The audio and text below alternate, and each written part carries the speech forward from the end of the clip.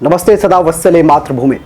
जय हिंद दोस्तों कैसे आप सब लोग। दोस्तों दिन भर क्या रहा स्पेस डिफेंस और इंटरनेशनल कल, यार ऐसे इस वीडियो में हम एक एक करके एनालिसिस करते हैं। तो चलिए शुरू करते हैं।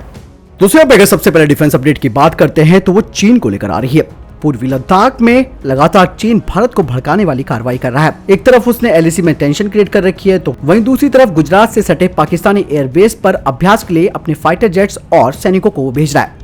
यही नहीं, इसके साथ ही एलएसी के डेप्थ इलाकों में जवानों के लिए मिलिट्री कैंप्स बनाते हुए भी वो पकड़ा जाता है। चीन भारत के खिलाफ साजिश रचने की पूरी कोशिश करता है, लेकिन फिर भी उसको हार ही मिलती है। आपको बता दें कि अब उसने अपनी सेना पीपल लिबरेशन आर्मी के लिए नए तरीकों के सूट बनवाए हैं। आयरन मैन वाले इन सूट्स का नाम एक्सोस्केलेटन सूट है।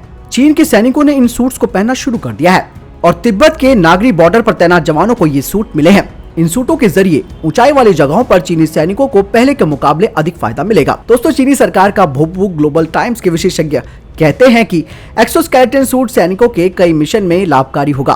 किसी भी सामान की डिलीवरी, पेट्रोलिंग करने और सेंट्री ड्यूटी में ऐसे सूट प्रभावी साबित होंगे। ऐसे में सैनिक आसानी से पेट्रोलिंग और सामान उठा सकेंगे। इस दौरान उन्हें पैरों और कमर में लगने वाली चोटों से भी छुटकारा मिलेगा। एक्सोस्केलेटन सूट पहनने की वजह से जवानों के पैरों में पड़ने वाला जो भार होता है वो सूट में ट्रांसफर हो जाता है। हालांकि एक्सपर्ट भी मान रहे हैं कि फिलहाल चीनी क्षेत्रों को फिजिकल रूप में इसमें फायदा मिल सकता है, क्योंकि चीन के सैनिकों को वैसे भी कोई आदत नहीं है। उनके चॉकलेटी सैनिक होते हैं और उनको युद्ध का कोई अनुभव भी नहीं है और साथ ही वो इस तरीके के तापमान को झेलने लायक भी नहीं है। इसीलिए उनकी सुविधाओं को बढ़ाने के लिए चीन प्रयास कर रहा है। लेकिन जो जज्बा भारतीय सैनिकों के पास है वो जज्बा चीन कहां से लेकर आएगा, ये बात उनके लिए एक बहुत बड़ा सवाल है। अगली डिफेंस अपडेट की बात करते हैं तो भारतीय सेना को लेकर आ रही है। भारतीय सेना अकादमी में अंतिम पग भरते हुए 325 नौजवान भारतीय सेना का हिस्सा बन गए। इसके साथ ही 70 विदेशी कैडेट भी पास आउट हुए। उप सेना प्रमुख लेफ्टिनेंट जनरल एसके सैनी ने परेड की कमान संभाली थी। हालांकि कोरोना संकट के चलते पासिंग आउट परेड में काफी एहतियात बरता गया था और शारीरिक दूरी का नियमों का पालन किया गया। यानी कि भारतीय सेना को 325 युवा सैनिक अफसर मिल चुके हैं, जो कि हमारे देश के डिफेंस सेक्टर को आगे ले जाने में काफी मददगार साबित होंगे।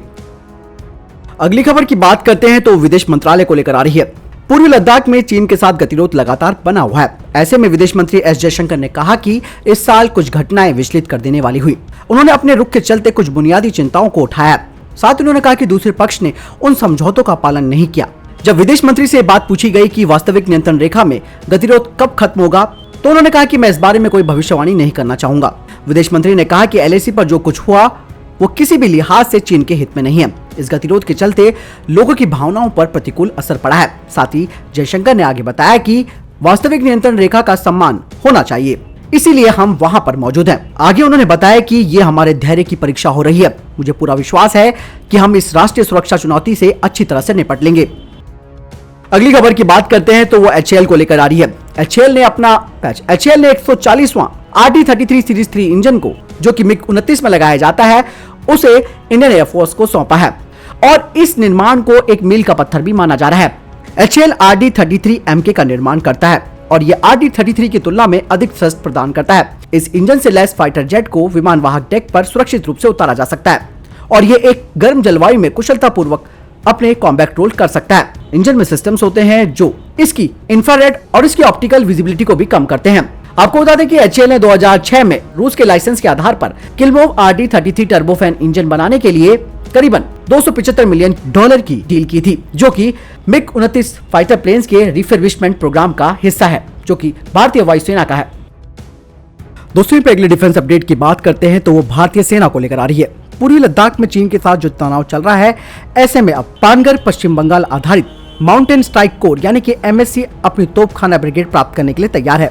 एक आर्टिलरी ब्रिगेड पहले से ही माउंटेन स्ट्राइक कॉर्प्स के डिवीजन से जुड़ी हुई है, लेकिन नई ब्रिगेड कोर से इसे जोड़ा जाएगा।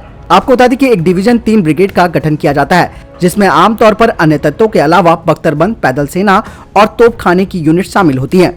2 या 2 से अधिक डिवीजन फिर एक कोर बनते हैं। सूत्रों ने कहा है कि नए तोपखाने की ब्रिगेड बढ़ाने पर काम शुरू हो चुका है, जिसमें अल्ट्रागन हवित्जर के अलावा अन्य तोपों की बड़ी तैनाती होगी। हालांकि एक पूर्ण माउंटेन स्ट्राइक कोर भी भव्य योजना है, जिसमें 90,000 से अधिक सैनिक शामिल होंगे। ऊंचाइयों में बख्तरबंद तत्व लद्दाख और सिक्किम के कुछ इलाकों में संभव है, लेकिन बाकी के इलाकों में नहीं। एयर पावर जरूरी है, लेकिन ये मौसम पर निर्भर है। पहाड़ों में 24 घंटे लड़ने के लिए एकमात्र चीज तोपखाना है। सूत्रों ने बताया कि मैदानी इलाके में 1:3 का आक्रामक पैदल सेना के संचालन के लिए आवश्यक अनुपात है और ये पहाड़ों में 1:9 तक बढ़ जाता है। इसलिए दुश्मन के इलाकों को ध्वस्त करने के लिए हमारी अपनी नौ की जरूरत होगी। आपको बता दें कि धन की कमी के कारण दूसरे डिवीजन को बढ़ाने की योजना पर रोक लगा दी गई। तब ये सोचा गया था कि आईबीजी में इन्हें विभाजित किया जा सकता है, जो कि तत्कालीन सेना प्रमुख जनरल विपिन रावत के द्वारा दी गई एक नई अवधारणा है। माउंटेन स्ट्राइक कोर, जिसे 17 कोर के रूप में जाना जाता है, पिछले साल हिम विजय नामक बड़े पैमाने पर अभ्यास में जुटी थी, जिसे आईबीजी की अवधारणा के रूप में देखा गया। अगली खबर भारत और बांग्लादेश को लेकर आ रही है। भारत और बांग्लादेश के बीच 55 साल के बाद फिर से रेलवे रूट खोला जाएगा। इस कदम से भारत और बांग्लादेश के बीच संबंधों में ऐतिहासिक मजबूती आएगी। 55 साल बाद बांग्लादेश के साथ रेल मार्ग का दोबारा संचालन होना भारत सरकार की बहुत बड़ी सफलता है। दरअसल बांग्लादेश 1971 में अस्तित्व में आया था, जो कि इससे पहले पाकिस्तान का हिस्सा था। आपको बता दें कि 17 दिसंबर को पश्चिम बंगाल के हल्दीबाड़ी और पड़ोसी बांग्लादेश के चिल्हाटी के बीच का रेल मार्ग प्रधानमंत्री नरेंद्र मोदी और बांग्लादेश की प्रधानमंत्री शेख हसीना करेंगी। जानकारी के अनुसार अंतर्राष्ट्रीय सीमा से हल्दीबाड़ी रेलवे स्टेशन की दूरी 4.5 किलोमीटर है, जबकि बांग्लादेश के चिल्हाटी की दूरी 0 से 7.5 किलोमीटर के आसपास है। आपको बता दें कि इस रूट पर यात्री ट्रेन शुरू होने से कोलकाता से जलपाईगुड़ी जाने वाले लोगों को केवल 7 घंटे का समय लगेगा, जो कि पहले 12 घंटे का लगता था। हल्दीबाड़ी और चिल्हाटी दोनों स्टेशन सिलीगुड़ी और कोलकाता के बीच पुराने ब्रॉडगेज रेलवे मार्ग पर थे, जो वर्तमान में बांग्लादेश से होकर गुजरते थे। अगली खबर की बात करते हैं तो वो आ रही है अमेरिका को लेकर। अमेरिकी एयरफोर्स ने एशिया और यूरोप में बढ़ते सैन्य टकराव के बीच अपने घातक स्टील ड्रोन को बनाने पर काम शुरू कर दिया है। आर्टिफिशियल इंटेलिजेंस से लैस नई तकनीक वाले ड्रोन दुश्मन के रडार की पकड़ में आए बिना हमला करने और खुफिया जानकारी जुटाने के काम आएंगे।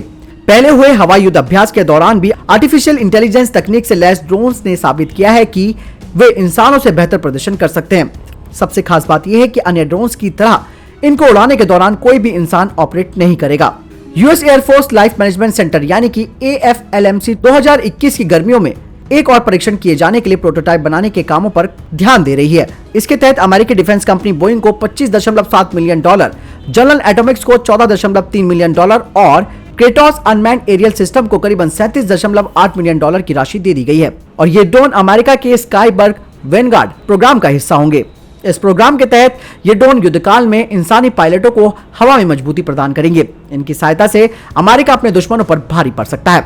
ये हवा में दुश्मन के किसी भी खतरे से निपटने में सक्षम होंगे। आपको बता दें कि क्रेटोस ने पहले ही XQ-58 वेलकेरी ड्रोन को इस प्रोग्राम के शुरुआती चरण में बनाया था। ये स्टील ड्रोन दिखने में अमेरिकी F-35 और F-22 की तरह दिखता है। माना जाता है कि भविष्य के युद्धों में अमेरिका इसका इस्तेमाल करेगा। तो ये थे अभी तक के टॉप डिफेंस और स्पेस अपडेट्स। वीडियो के संबंध में कोई प्रश्न जवाब या आपका सवाल है, आप कमेंट सेक्शन में जरूर लिखकर पूछ सकते हैं। बहरहाल इस वीडियो के लिए इतना ही, मिलता हूं नई वीडियो के साथ, तब तक के लिए अपना ख्याल रखिएगा। जय हिंद, जय भारत।